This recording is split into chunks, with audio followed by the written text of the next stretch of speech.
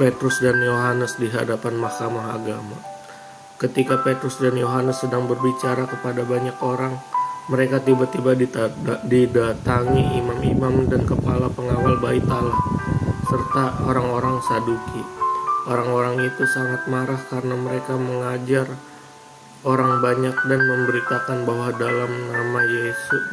dalam Yesus ada kebangkitan dari antara orang mati. Mereka ditangkap dan diserahkan ke dalam tahanan sampai keesokan harinya, karena hari telah malam. Tetapi di antara orang yang mendengar ajaran itu banyak yang menjadi percaya, sehingga jumlah mereka menjadi kira-kira 5.000 orang laki-laki.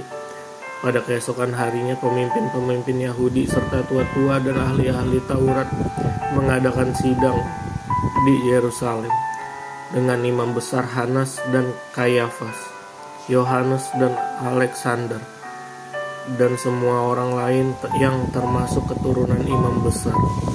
Lalu Petrus dan Yohanes dihadapkan kepada sidang itu dan mulai diperiksa dengan pertanyaan ini, dengan kuasa manakah atau dalam nama siapakah kamu bertindak demikian? Maka jawab Yesus Petrus penuh dengan Roh Kudus, hai pemimpin-pemimpin umat dan tua-tua, jika kami sekarang harus diperiksa karena satu kebajikan kepada orang yang sakit dan harus menerangkan dengan kuasa manakah orang itu disembuhkan, maka ketahuilah oleh kamu sekalian dan oleh seluruh umat Israel bahwa dalam nama Yesus Kristus orang Nazaret yang telah kamu salibkan, tetapi yang telah dibangkitkan Allah dari antara orang mati, bahwa oleh karena Yesus itulah orang ini berdiri dengan sehat sekarang di depan kamu. Yesus adalah batu yang dibuang oleh tukang-tukang bangunan, yaitu kamu sendiri. Namun ia telah menjadi batu penjuru, dan keselamatan tidak ada di dalam siapapun juga selain di dalam Dia. Sebab di bawah kolong langit ini tidak ada nama lain yang diberikan kepada manusia yang olehnya kita dapat diselamatkan. Ketika sidang itu melihat keberanian Petrus dan Yohanes dan mengetahui bahwa keduanya orang biasa yang tidak terpelajar, heranlah mereka, dan mereka mengenal keduanya sebagai pengikut Yesus.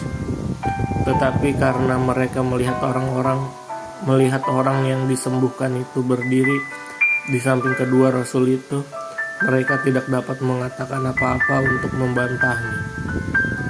Dan setelah mereka menyuruh rasul-rasul itu meninggalkan ruang sidang, berundinglah mereka dan berkata, tidakkan apakah yang harus kita ambil terhadap orang ini?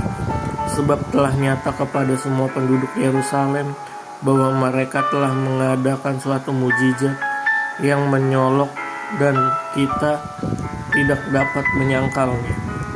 Tetapi supaya hal itu jangan makin luas tersiar di antara orang banyak, baiklah kita mengancam dan melarang mereka supaya mereka jangan berbicara lagi dengan siapapun dalam nama itu.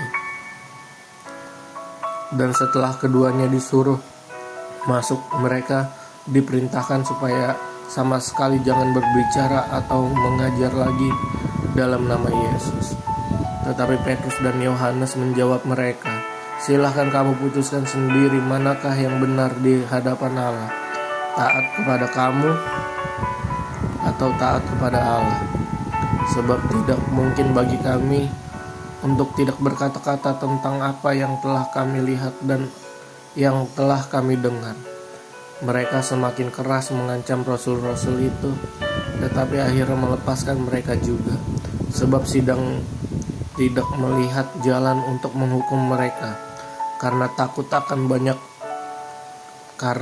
akan orang banyak yang memuliakan nama Allah, berhubung dengan apa yang telah terjadi. Sebab orang yang disembuhkan oleh mujizat itu sudah lebih dari 40 tahun umurnya. Doa jemaat. Sesudah dilepaskan, pergilah Petrus dan Yohanes kepada teman-teman mereka. Lalu mereka menceritakan segala sesuatu yang dikatakan imam-imam kepala dan tua-tua kepada mereka. Ketika teman-teman mereka mendengar hal itu, berserulah mereka bersama-sama kepada Allah. Katanya, "Ya Tuhan, Engkaulah yang menjadikan langit dan bumi, laut dan segala isinya. Dan oleh Roh Kudus dengan perantara hamba-Mu Daud, Bapa kami, Engkau telah berfirman, mengapa rusuh bangsa-bangsa, mengapa suku-suku bangsa mereka reka perkara yang sia-sia. Raja-raja di dunia bersiap-siap dan para pembesar berkumpul untuk melawan Tuhan dan yang diurapinya. Sebab sesungguhnya telah berkumpul di dalam kota ini Herodes dan Pontius Pilatus serta bangsa-bangsa dan suku-suku bangsa Israel melawan Yesus, hamba-Mu yang kudus, yang Engkau urapi, untuk melaksanakan segala sesuatu yang telah Engkau tentukan dari semula oleh kuasa dan kehendak-Mu. Dan sekarang ya Tuhan, lihatlah bagaimana mereka mengancam kami, dan berikanlah kepada hamba-hamba-Mu keberanian untuk memberitakan firman-Mu.